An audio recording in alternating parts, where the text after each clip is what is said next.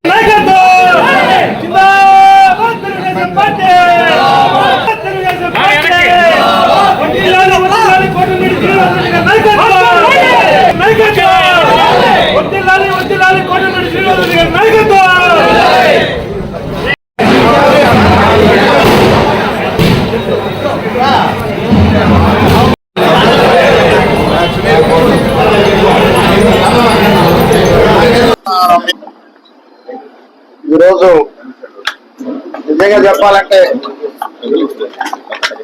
నాయకులంత కృషి ఉందో, కార్యకర్తలంత కృషి ఉందో, మీడియా కూడా ముఖ్యంగా బాగా నన్ను కోరుకున్నాను. అన్నకి ఏదో పదవి రావాలి, నిరంతరం ధర్నాలు అన్నాడు, నిరంతరం ఇబ్బంది పడ్డాడు, కార్యకర్తల కోసం కరోనా తెచ్చుకున్నాడు, కార్యకర్తల కోసం తన భార్య బిడ్డలు కరోనా అంటించాడు. నాకు ఒక పాయింట్ ఉంటే నా భార్యకి 17 పాయింట్లు వచ్చింది. నేను బయట తిరిగి వచ్చిందని ఒక కార్యకర్త పెద్ద హాస్పిటల్ లోపల తీసుకెళ్ళాను కృష్ణమూర్తిని. ఇవన్నీ కూడా మీరు కోరుకున్నట్టు సందర్భం. నేను గతంలో నుడా చైర్మన్ ఉన్నప్పుడు నేను చేశాను, మీకు తెలుసు. చరిత్ర అదొక చరిత్ర. 10 నెలల్లో తిరగాలమ్మ మా నెల్లూరుకి. ఆమె ఒక దేవత. ఆమెకు ఘాటు కట్టేదానికి మహా మంత్రుల వాళ్ళ కాల. నేను వాళ్ళు విమర్శించట్లేదండి, కానీ ఆ అదృష్టం నాకు దొరికింది. కట్టాం ఎన్టీఆర్ నెక్లెస్ రోడ్. ఈరోజు కొంతమంది వినాయక్ ఘాట్ అని పెడుతున్నారు. నేను కాదంటలా, నేను భక్తుడినే. వినాయక్ నిమజ్జనం ఎన్టీఆర్ నెక్లెస్ రోడ్ లో ఒక భాగం మాత్రమే. ఎన్టీఆర్ నెక్లెస్ రోడ్ లో అదొక భాగం మాత్రమే. కట్టించిన ఘనత ఆనాడు తెలుగుదేశం ప్రభుత్వం, నారాయణ గారి సహకారంతో నేను ఆనాడు చేశాం. ఎన్టీఆర్ అవతల అక్కడ డీకేనికి 2 ఎకరాలు తీసుకున్నాం. నారాయణ గారు ఆ రోజు తీసుకొని చిన్నపిల్లల పార్క్ పెట్టాలనుకున్నాం, ఆ ఫుడ్ కోర్ట్ పెట్టాలనుకున్నాం. టైం రాలేదు. ఐ లవ్ నెల్లూరు అనే స్లోగన్ నేను తెచ్చాను. ఆ స్లోగన్ కూడా ఎంతో వేల మంది ఆ రోజు ఫోటోలు తీసుకున్నారు. వెంకయ్యనాయుడు గారు ఓపెన్ చేశారు. బ్రహ్మాండం పేరు వచ్చింది. వైసీపీ వచ్చింది, వెళ్ళిపోయింది. ఐ లవ్ వెళ్ళిపోయిందో జగన్మోహన్ పేరు వెళ్ళిపోయారు. అదే రకంగా ఈ రోజు ఈ పదవి నేను కోరుకున్నాను. బాలకృష్ణ గారికి ప్రత్యేకంగా నన్ను అడిగితే స్టేటా నెల్లూరు అన్నాడు. నా నెల్లూరు కావాలి. ఏ జిల్లాలో పుట్టానో, ఏ జిల్లా ప్రజలు నన్ను ఇంత దూరం ఎదిగించారో, ఏ జిల్లా కార్యకర్తలు నన్ను ఇంత దూరం తెచ్చారో వాళ్ళ రుణం తీర్చుకోవాలని చెప్పి నెల్లూరు పదవి కావాలని కోరుకున్నాను. అందుకే ప్రపంచ దేశాల్లో పేరు గాంచినటువంటి చంద్రబాబు నాయుడు గారు నాకు పదవి ఇవ్వడం జరిగింది. దాని తర్వాత నా దైవం, నాకు కనిపించే దైవం నందమూరి బాలకృష్ణ. నేను పూజించే దైవం ఆ బాబా. లోకేష్ గారు, నారాయణ గారు, రామనారాయణ గారు. నారాయణ గారు అయితే పూర్తిగా నాకు ఇవ్వమని చెప్పేసి క్లియర్గా రాత్రే నాకు. కానీ అప్పుడు కేంద్రంతో కొంచెం ఇబ్బందుల వల్ల అది ఆగిపోయింది. ఈసారి నారాయణ గారితో మాట్లాడి, సీఎంతో మాట్లాడి, కేంద్రంతో మాట్లాడి నా కోరిక దొక్కటే, తప్పకుండా నెల్లూరులో తూర్పు పడమర ప్రాంతాలను కలిపేటటువంటి రైల్వే ఫ్లైఓవర్ బ్రిడ్జిని కట్టేదానికి నా ప్రయత్నం నేను చేస్తాను. నమస్తే అండి.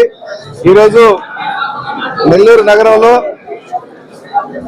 ప్రతి ఒక్కరికి సుపరిచితులు, ఎంతో కాలం నుండి అనేక పోరాటాలు చేసినటువంటి మంచి నాయకుడు కోటారెడ్డి శ్రీనివాసరెడ్డి గారికి తెలుగుదేశం పార్టీ ప్రభుత్వం మరియు కూటమి ప్రభుత్వం అందరూ కూడా ఆయన చేసినటువంటి సేవలను గుర్తించి నోడా చైర్మన్ గా ఈరోజు ప్రకటించడం కూడా ఈరోజు సీనన్న అభిమానులు గాని ఆయన ఆత్మీయులు గాని అందరూ కూడా ఈరోజు ఇక్కడ ఒక పండుగ వాతావరణం లాగా సంతోష సంబరాలు చేసుకుంటా ఉన్నారు.